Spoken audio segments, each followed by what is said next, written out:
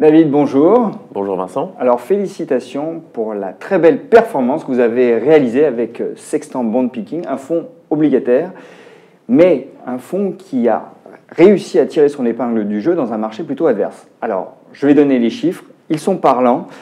Le fonds a été lancé fin mars 2017, c'est bien ça? Tout à fait. Au 30 juin 2018, il signe une performance de 2,45%. Dans le même laps de temps, la catégorie a reculé de 2,63%. Donc la surperformance est criante. Ma question, elle est toute simple, David.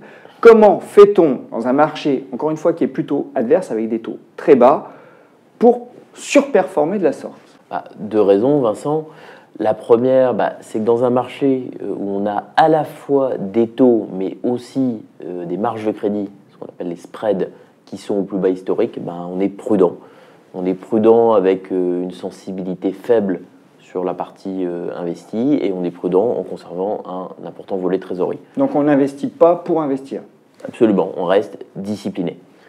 Et la deuxième raison, c'est que grâce à cette discipline, la sélection d'obliges permet également de dégager du rendement. Alors justement, comment vous faites pour sélectionner les bons titres? Parce qu'encore une fois, le contexte de marché est particulièrement difficile. Dans Sextant Bond Picking, on met en œuvre la même philosophie d'investissement que celle qu'on met en œuvre chez Amiral Gestion depuis de nombreuses années sur les actions, c'est-à-dire qu'on sort des sentiers battus. Alors sortir des sentiers battus sur le marché obligataire, qu'est-ce que ça veut dire? Ça veut dire par exemple regarder systématiquement les obligations qui ne sont pas notées par les grandes agences de notation comme S&P ou Moody's. Ça représente aujourd'hui un tiers de notre portefeuille. Ça veut dire également nous intéresser à tout ce qui peut avoir des facteurs techniques de complexité. Une option de conversion, un call, un put, un state-up, une disqualification réglementaire. Et c'est bien sûr être contrariant. Alors être contrariant, c'est s'intéresser aux pays, aux secteurs qui ne sont pas à la mode ou à tout dossier qui peut faire l'objet d'un amalgame. Alors quand vous dites dossier qui fait l'objet d'un amalgame, vous entendez quoi? Est-ce que vous avez un exemple à nous donner pour qu'on comprenne bien? L'une des plus grosses positions du fonds aujourd'hui, c'est Casino. Alors, le groupe qui est contrôlé par Jean-Charles Naouri, il est présent à deux endroits sur le marché obligataire. Vous avez en haut la holding de contrôle qui s'appelle Rally, et puis vous avez en dessous un groupe opérationnel, Casino, qui exploite les supermarchés éponymes, Monoprix, Leader Price, Franprix, Géant, etc. Donc si je comprends bien, on a des obligations Casino et des obligations Rally, c'est ça? Tout à fait.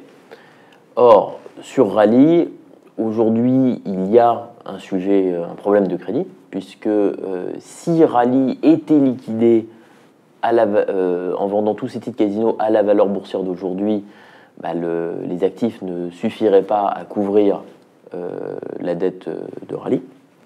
Alors, ça ne veut pas dire que Rally va disparaître. On peut sans doute faire confiance à M. Naouri pour trouver une solution, mais aujourd'hui, il y a véritablement un problème. A l'inverse, nous pensons qu'il n'y a pas de sujet de solvabilité ni même de risque de contamination sur le groupe opérationnel de Casino Guichard. Donc il faut faire la distinction entre Casino et Rally. Tout à fait. Or, ce n'est pas ce que fait le marché. On peut observer une très forte corrélation entre les obligations Rally et les obligations Casino, et c'est ça qui nous donne des opportunités. Donc par exemple, la souche Casino qu'on a en portefeuille nous offre au call 2024 une marge de crédit supérieure à 8% par an. Vous l'avez mentionné, une forte proportion de cash, 40%, c'est ça dans le portefeuille? C'est bien ça. Bon, je sais bien que vous êtes prudent, mais vous n'allez pas garder éternellement ce volant de cash. C'est exact. Pour l'instant, la prudence a payé, puisqu'on était plutôt dans un marché baissier. Après, nous restons des investisseurs et nous avons bien l'intention de déployer un jour notre trésorerie. Peut-être si on regarde et qu'on met ça en perspective avec la conjoncture à un peu plus court terme, l'idée c'est que le point haut du marché obligataire, pour l'instant on l'a vraiment vu en fin d'année 2017, c'est vraiment le moment où les marges de crédit étaient les plus tassées. Depuis, ça se dégrade, lentement mais sûrement.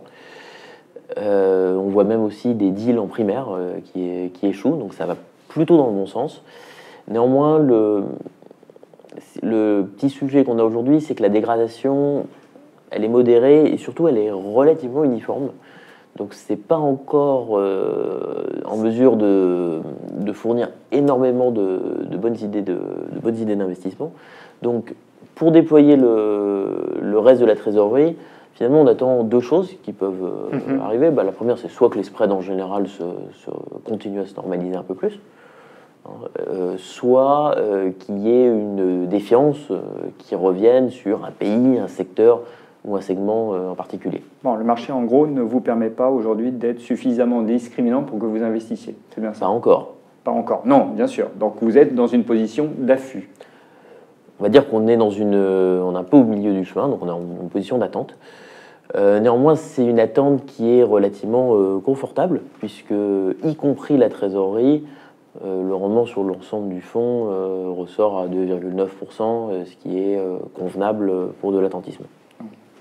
Vous gardez un œil sur les opportunités et vous êtes prêt à investir. David, merci. Merci Vincent.